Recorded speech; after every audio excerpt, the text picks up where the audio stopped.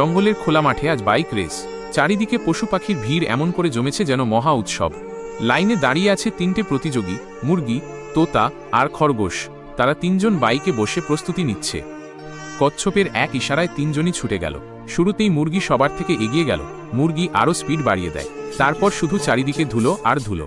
হঠাৎ একটা গর্তে চাকা পড়তেই ধপাস, মুরগি পড়ে গেল রাস্তায়। ওদিকে খরগোশ আর তোতা সমানে ধাওয়া করছে। পাশাপাশি হতে না হতেই খরগোশ ভাবছে, চালাকি না করলে কি জেতা যায়। এক লাফে তোতাকে লাথি মেরে টলকে দেয়। প্রায় পড়েই যাচ্ছিল, কিন্তু সামলে নিল হ্যান্ডেল।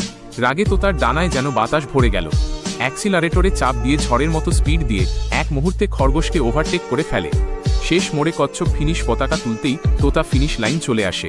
অবশেষে তোতা রেসটি জিতে যায়।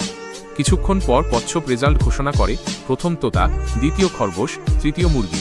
কিন্তু মুরগির অবস্থা একেবারেই খারাপ, মাটিতে শুয়ে শুঁশু করে কাঁদছে। কিন্তু এখনও কেউ সাবস্ক্রাইব করেনি।